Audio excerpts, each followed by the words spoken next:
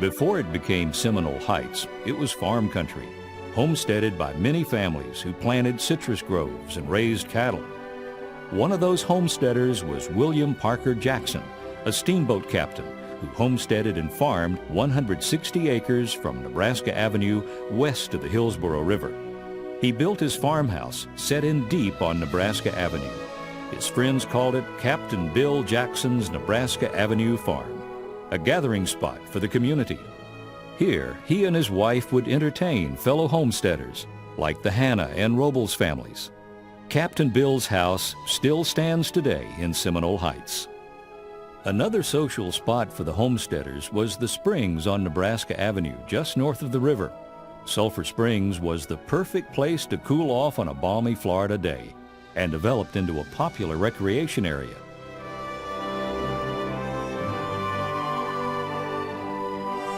In 1907, the Tampa and Sulphur Springs Traction Company built a streetcar line connecting Sulphur Springs to Tampa. It ran through the farm country along Central Avenue. The northern line ran up to the Sulphur Springs area.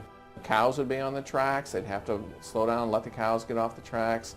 It was a very popular line. It took vacationers and city folk up to the Springs area where they could cool off in the pool and enjoy the amenities around the amusement area. The streetcar was so very important. It was such an important part of why Seminole Heights was there and how it developed and who came there.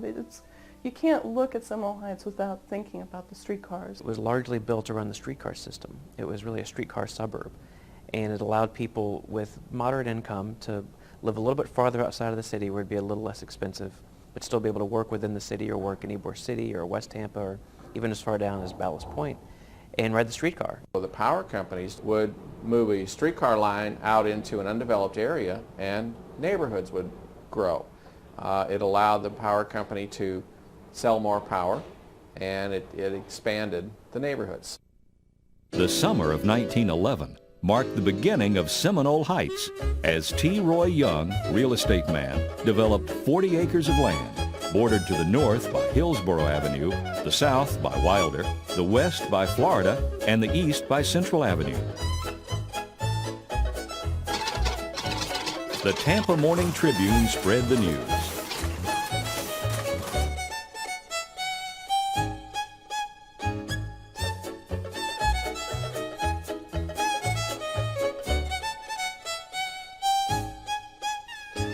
Soon, other developers followed suit, seizing an opportunity that had reached its time.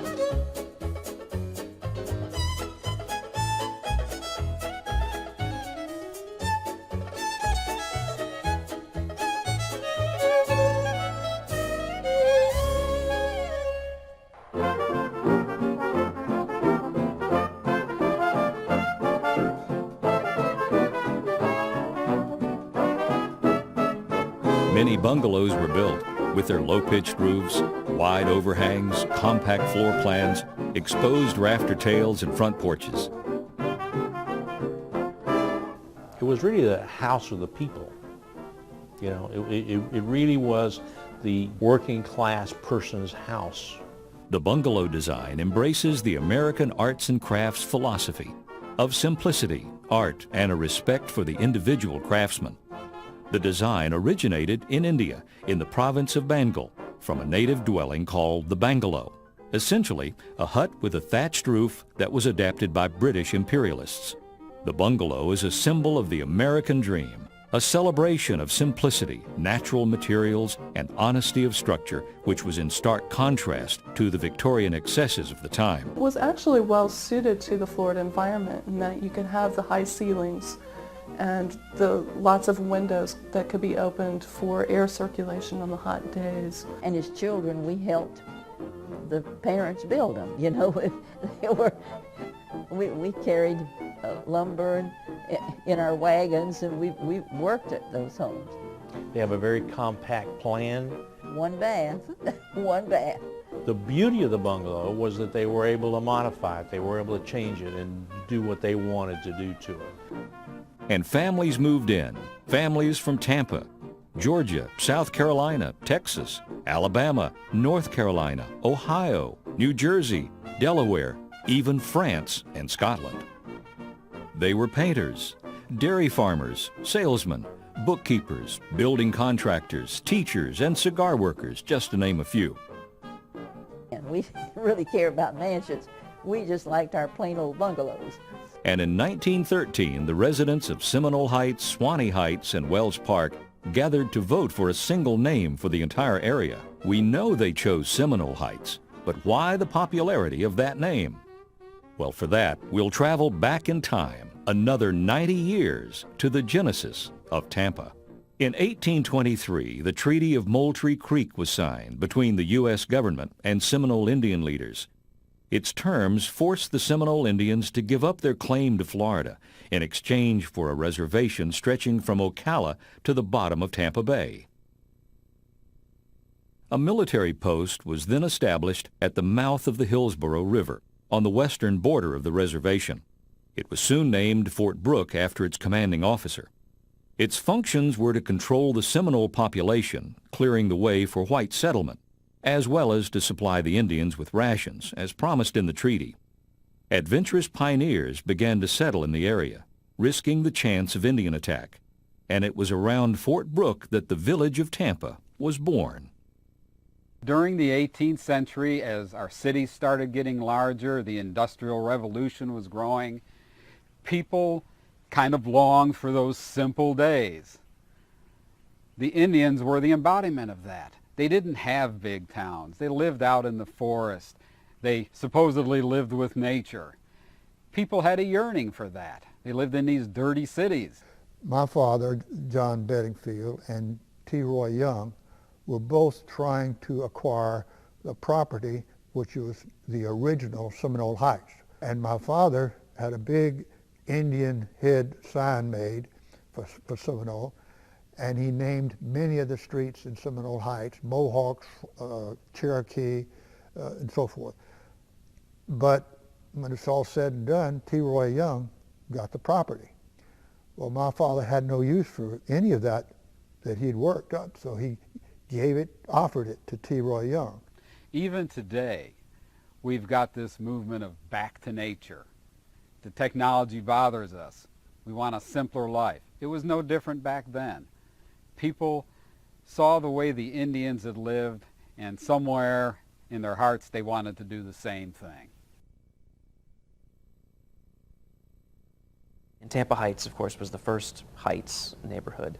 And it's one of those things people don't really think about because everything, of course, is very flat here in Florida, and Tampa in particular. But it just takes a simple drive up Florida Avenue to leave downtown, and you can see there is a rise in elevation, albeit a small one for us, but certainly enough of one, I think 15 feet, 20 feet or so, where it allows even some basements. There are a few basements in Tampa Heights and in Seminole Heights. And in the 1870s and 1880s, when we were getting a little bit of a population here, but still it was in the kind of central part of what is now downtown, whenever there were yellow fever epidemics, people always went to the high country in what is now Tampa Heights and Seminole Heights to escape that yellow fever.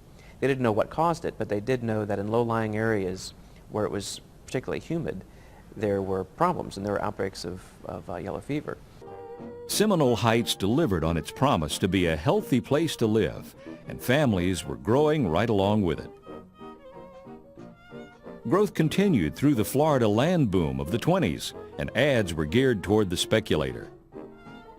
In 1926, the bubble burst, and Florida would begin to feel the effects of the Great Depression. The United States would soon be suffering from economic collapse. In Florida, there were over 90,000 families affected, and the people of Seminole Heights would have to pull together. During the Depression, I ended up living with my grandmother and another aunt and then another uncle and his family in a two-bedroom house. We kids loved it because we got to sleep on the floor. Adults probably didn't like it very well.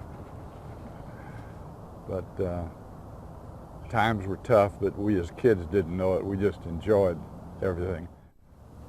I remember the address where we all lived together was 212 West Thomas Street, and the river was right at the foot of that street, about 2 blocks away. I mean, people were really having a hard time. There was bread lines. You could go in places everywhere.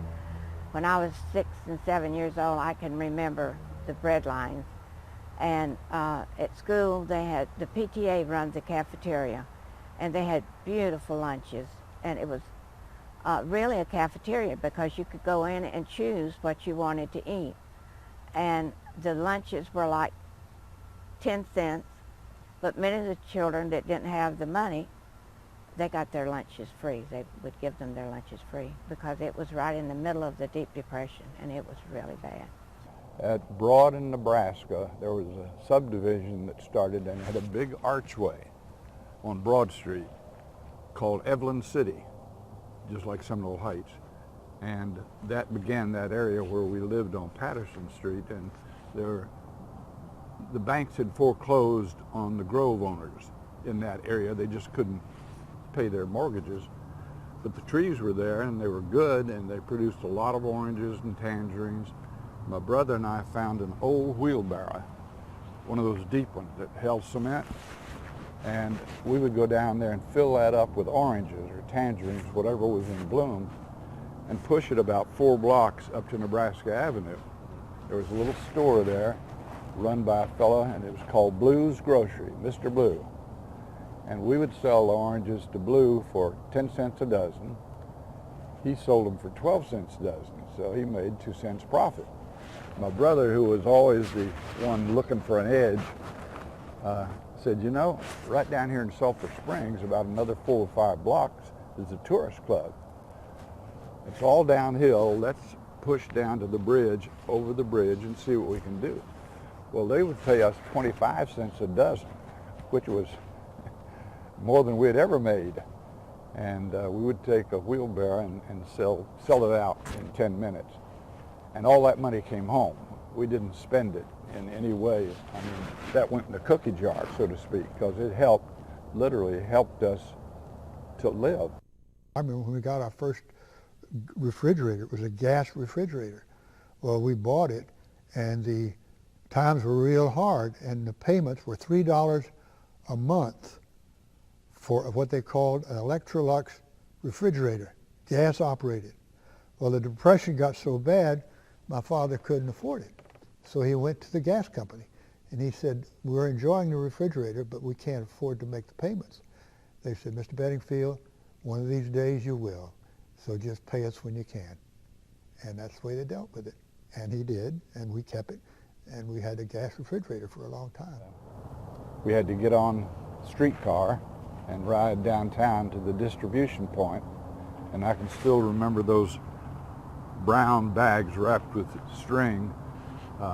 2 things: powdered milk, which would turn blue when you mixed it with water. It was terrible, but I guess nutritious, and dried apricots, which I presume was a surplus food at that time, and the government paid the farmers to pick them. We all had a garden, and we all had a chicken yard, and we all ate chicken on Sunday. And it was always the hen who didn't lay that week. When she stopped laying, she went in the pot. My father never lost his job during the Depression. We never were negatively affected by the Depression. I had neighbors and friends who were. Mother thought it was a good time to load up my father's car with all these foods, and she'd distribute them. And it wasn't like giving to the poor. It wasn't that. It was a friend coming to help, you know, because they were pretty dire circumstances. She would send me out to deliver things in the neighborhood when I was 10, 11 years old. And I would go with one of my close girlfriends down to get fish at the WPA food distribution. And they'd wrap it in a newspaper, and we had a mesh bag, and we'd ride the streetcar back with this fish. My mother says, well, you see there, you don't have to eat fish that you bring back on the streetcar. And I said, no, but they need that, and I wanted them to have it. It was always warmly received, and of course, when times got better, it was reciprocated. Nobody was really looked down upon because they were out of work. My father belonged to a co-op. This was in the late 30s and early 40s, a co-op where you could trade things of your occupation to somebody else, because it was during the Depression and nobody had much money. So he was a florist, so he furnished flowers to the Seminole Theater. He furnished flowers to others too. He paid for our music lessons, my brother and sister and my music lessons with flowers. Anyway, it was a family tradition to go to the Seminole Theater every Friday night. And I used to wonder, why do we have to go to the Seminole Theater every Friday night? But we did, because he furnished the flowers for the box office. Every single weekend, we all went to the Seminole Theater. Movies came, and the bill changed every other day. And we three children used to walk there to movies, besides our Friday night family trips to the Seminole Theater. I was 6, 7, 8, and we'd walk to the Seminole Theater and not feel we had to have a chaperone. And we had money for popcorn, and it was wonderful. I think it was 10 cents for the movie and 5 cents for some sort of candy. And every Saturday afternoon, they had a shoot-'em-up Western, a cereal, and a regular movie for 10 cents. They give 10 or 15 cents.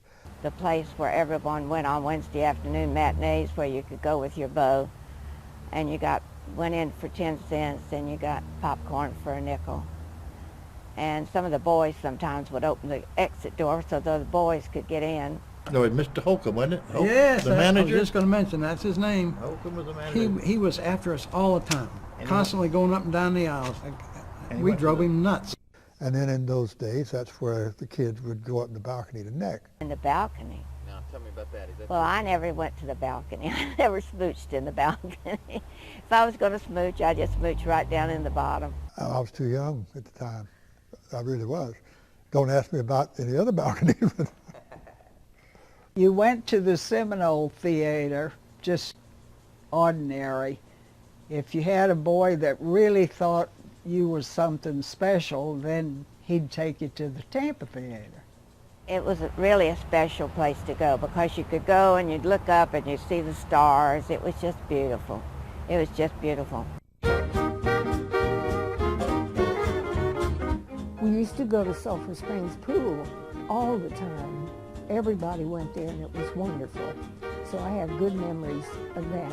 The trolley stopped right at the Sulphur Springs. You'd cross the Sulphur Springs Bridge, the river there, and stop there by the pool. Sulphur Springs was a child's thrill. They had slide, they had swings out into and we all swam like fish. We used to be able to swim in the pool itself, where the spring is. And, oh, that was wonderful. That was a treasure during my childhood, going to Sulphur Springs with a picnic and swimming and swinging out over the boil. And I'd go across a little bridge to get from the spring to the picnic area, and then from this big spring itself, which was bottomless, people had been known to drown. They got in and get caught, couldn't come out. It would go over the waterfall, out of the big spring, into where most people swam, because it was safer. But there were plenty that dove into the big pool, which is still there. In the early days, though, it was a 2 or 3 story building around it, surrounding it. And that's where it's kind of like a pavilion. And that's where you could buy things and get a sandwich, and you could spend the whole day there. The water was always 72 degrees, and they had a great slide that you could slide into the pool. They had the swing from the tree, the big oak tree on the far side toward Nebraska. They could swing off of that, and platforms for diving, and high diving boards and low diving boards. And they also had a toboggan sled there, and you rode on a little wagon seat type thing, just a little flat board with 4 wheels. And when you would ride that down, and we'd make the bend and then shoot you out over the river part. There was a huge place called the Sulphur Springs Arcade. I'm sure you've heard of that. A place where there were a lot of shops. There were all kinds of shops. a drugstore, a photography shop, a post office, I think, a lot of different kinds of things. And that building was taken down to make the parking lot for the dog track. I've never quite recovered from that.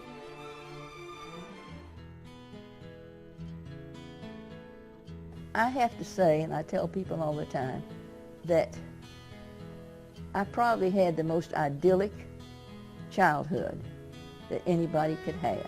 It was sort of a Huck Finn existence because the river was the heart of our neighborhood. We played around the river, we were boating on the river. It was a wonderful way to grow up. We would float down the river on Hyacinth. You know, they have the bulbs and they float, and we'd put boards on them, tie boards on them, and float all the way down to the Buffalo Avenue Bridge. And one of the fathers in the neighborhood was a bridge tender there. And so we begged to take him his lunch so we could float down the river. It was fun. He taught us a lot. He taught us about aquatic plants.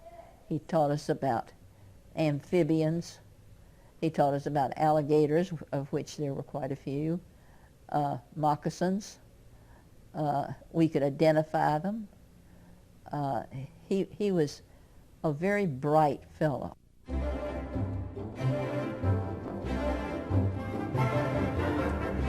It was a lover's lane down there at night. And when we would wade out in the water, there would be condoms that would come floating down. Well, we didn't know what those were. We thought they were balloons. And so the bridge tender told us there was a balloon factory up the river. And those were the rejects. They didn't take color. They weren't colored. But we should not handle them because they'd been in the water and they weren't clean, because we were wanting to blow them up.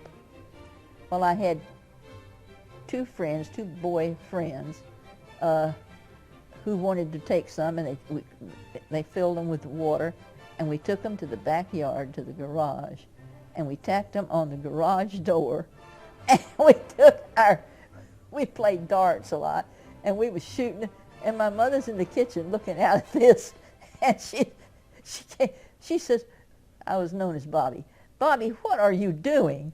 And what is that you've got? And she came out there, oh, I thought she was going to have a stroke. We said, well, we just got these reject balloons from down the river. Oh, Lord. Well, I was not old enough in her mind to be told just what those were. I mean, that was not discussed, except that those were not to ever be brought back or ever be played with. They were dirty.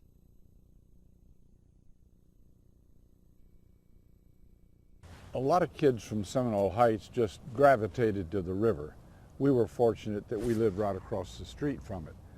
But right at the corner of Patterson Street and 12th Street was one of our biggest swimming holes.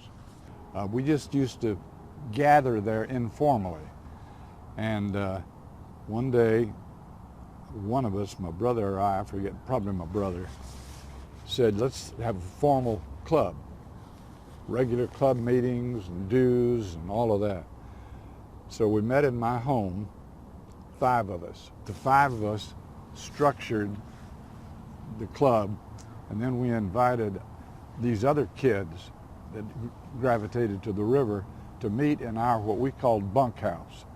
In our backyard was an old wash house, really, about 20 feet long, 12 feet wide, had hot and cold running water in it, but my mother never washed out there. So she let us make a clubhouse out of it.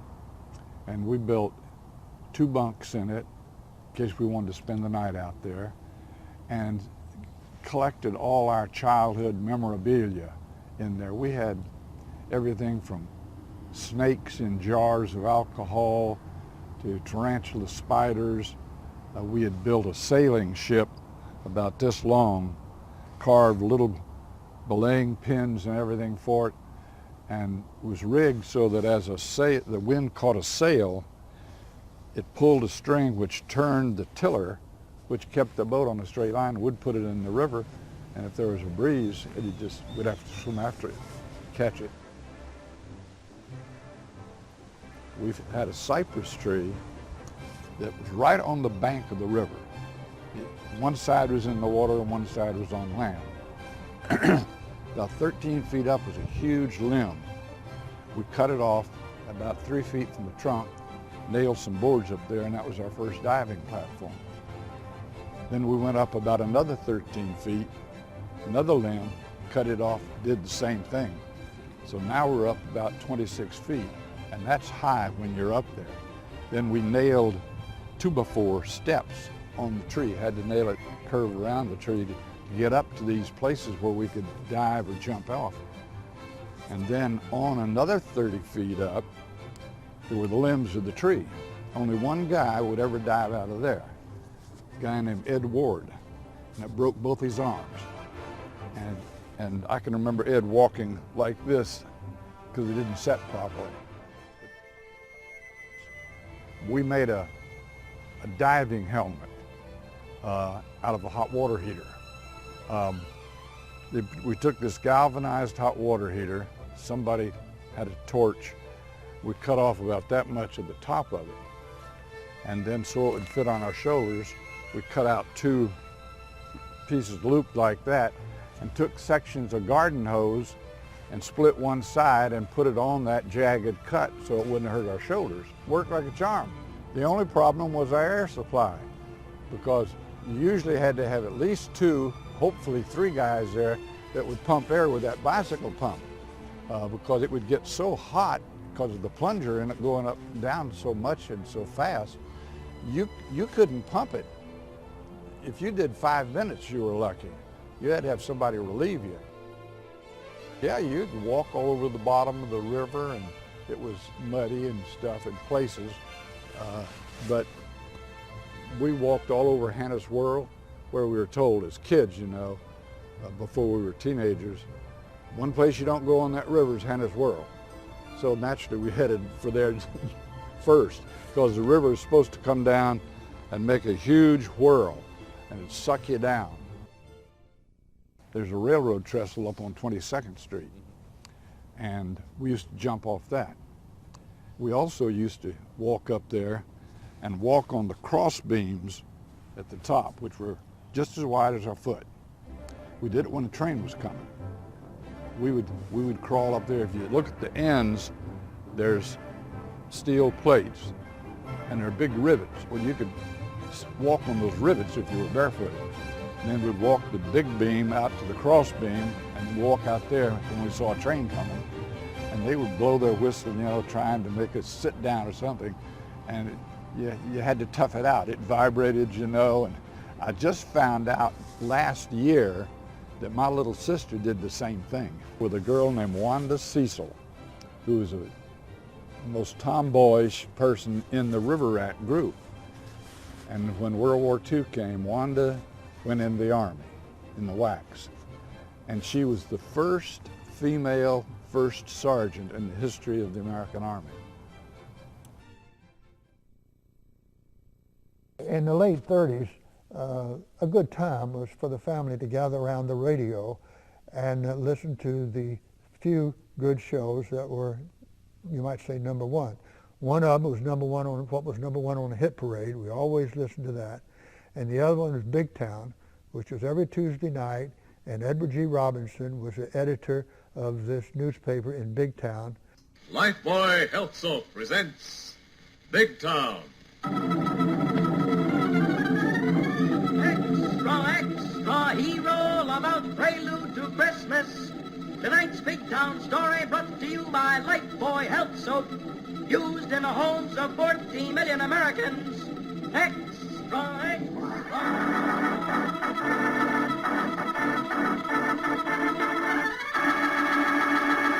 But every night, Lowell Thomas came on at 7, Amos and Andy came on at 7:15, and Lum and Abner came on at 7:30.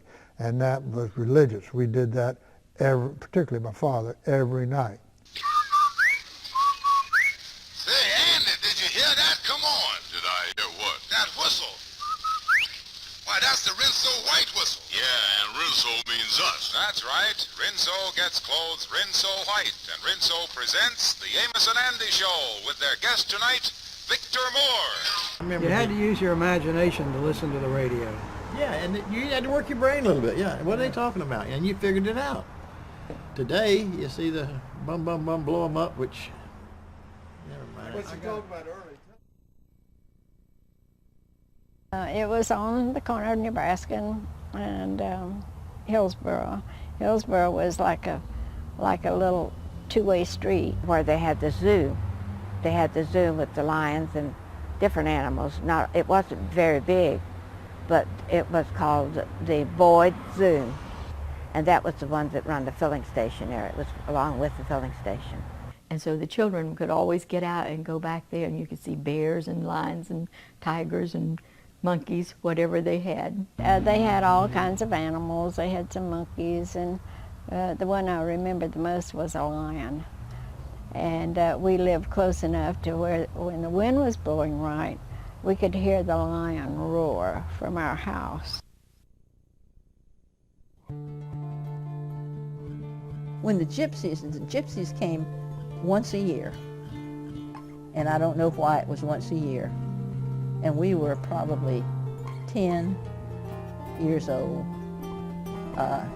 and where the current bridge goes over the river was just woods. I mean, there was no grocery there or nothing. It was just woods. And that's where they camped. When we heard the gypsies were coming, everybody hid their cattle, tied up everything, because they'd steal you blind. I mean, they were noted for that.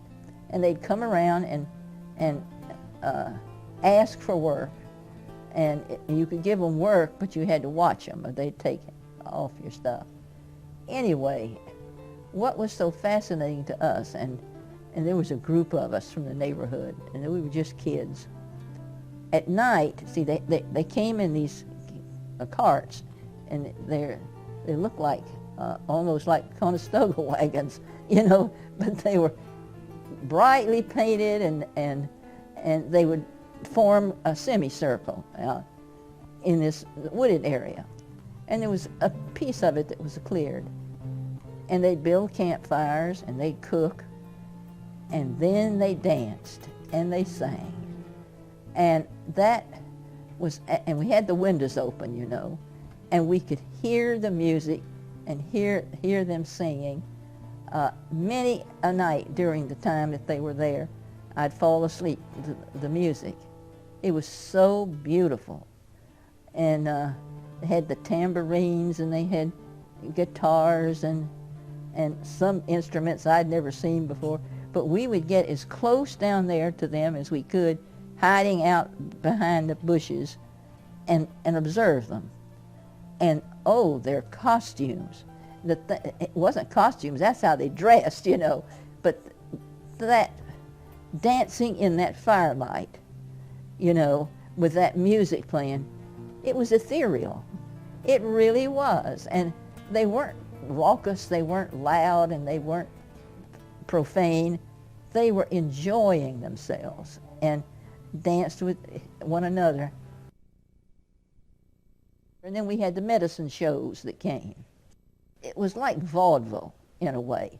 They were hawking these miracle cures, you know.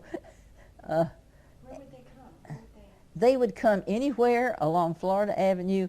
There was a Gulf station on the corner of Hillsboro and Florida, and there was a feed store next to it.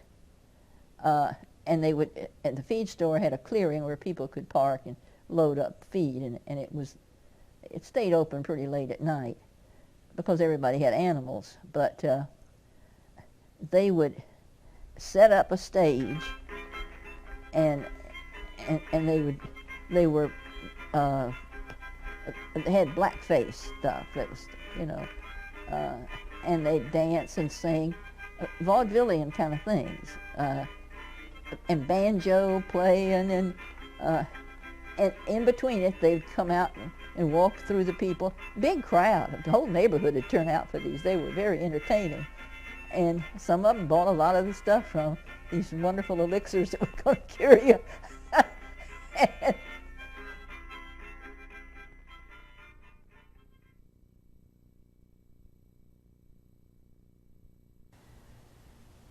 We didn't have Jane and Dick and Spot, but we had other people to take their place. Well, the little poems that are in the book were to be memorized, and we have one here about Sleepyhead. Sleepyhead, sleepyhead, put your nightcap on your head. Sleepyhead, sleepyhead, get your light and go to bed. Seminole School at the time was way ahead of its time, because when I was in the 5th and 6th grade there, we changed rooms. We went to different rooms for our classes, like history. We'd have in one room, art in another. And that was what they did when they got to junior high and high school. But Seminole did that in the 5th and 6th grade when I went there. And Miss Hammond was the principal. Everybody, kids used to call her ham and eggs. And the principal had a little wooden garage that she parked her car in every day. Her name was Mrs. Hammond. Ham and eggs. Her name was Hammond. She had been the main school teacher at the elementary school. And it was a large wooden building, and outside it had the fountains, you know, the long fountains with 6 or 8 spigots on them on each side for the boys and the girls. 3rd grade was Mrs. Tharp, Yeah. and she was handy with a ping pong paddle, as I recall. She didn't play ping pong with it either. I loved Seminole School.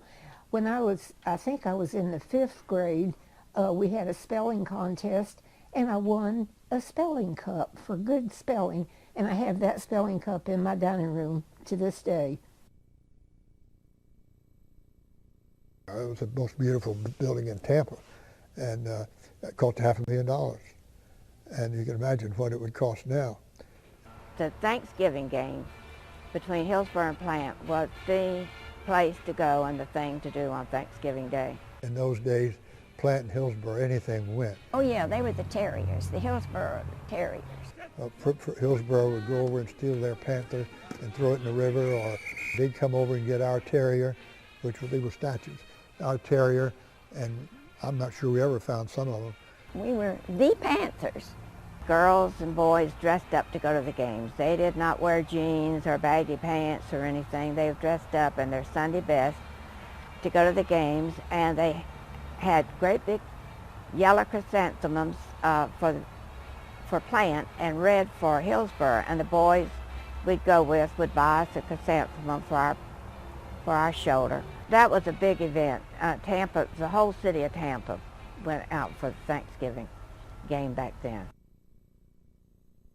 It's an initiation haze and things. The seniors and the juniors would, because you're a sophomore, you new kids in the block coming in. It got to be a tradition after a while. The people that did it would meet you at the corner as you approached school, and before they would let you on, they would take lipstick and run it all over your face and on your arms, so that all day, your first day of school, you had this red face with lipstick all over it, and I was just so uncomfortable, and I knew I would be, and I dreaded going to high school because I knew that was what's going to happen, and it did. Our AT would be right across there. Yeah.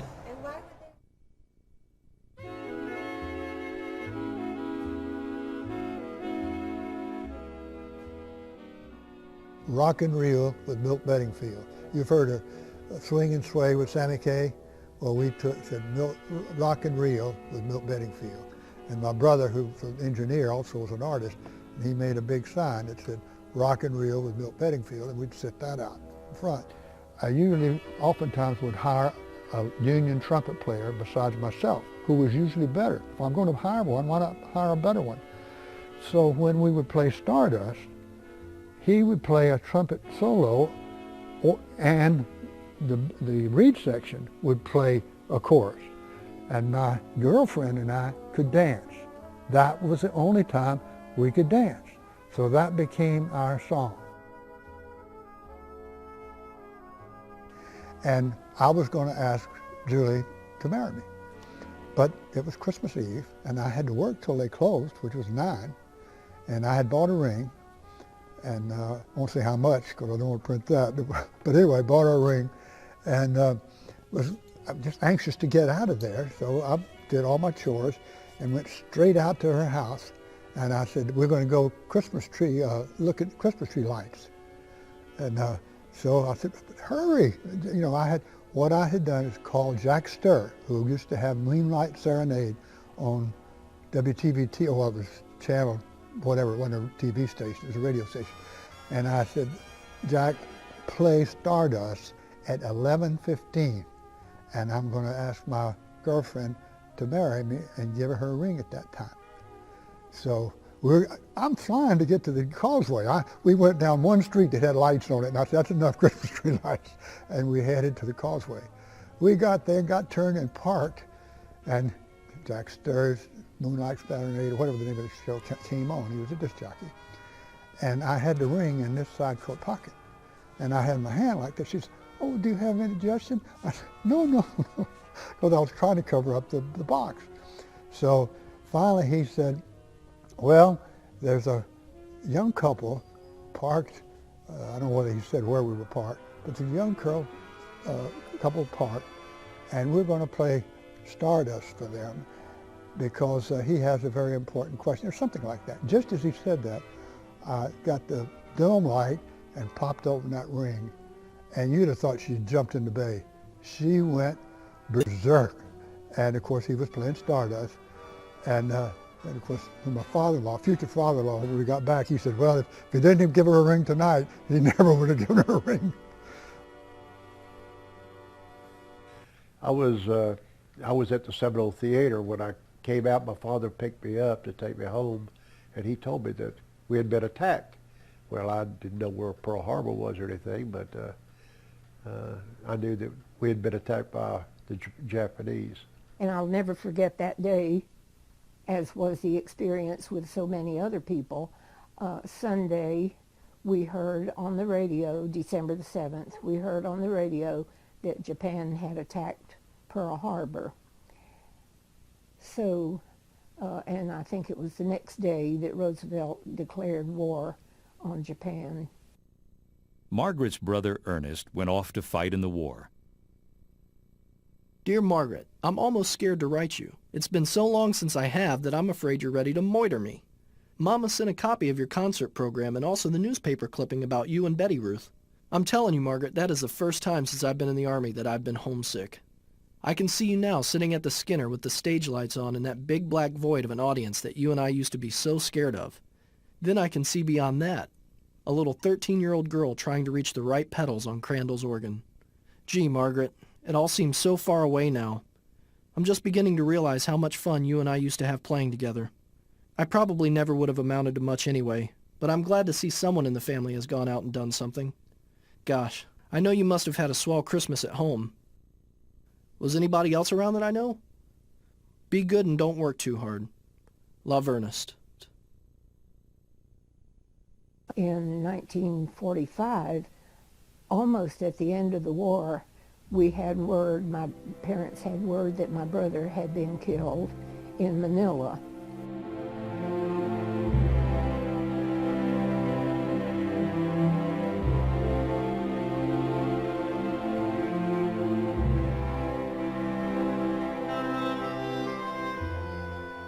And there were a lot of others, of course, who were killed. A lot of the students who were in the orchestra, when we were in the orchestra at Hillsborough High School, a lot of those boys were killed in the service. It was just a really bad time for everybody.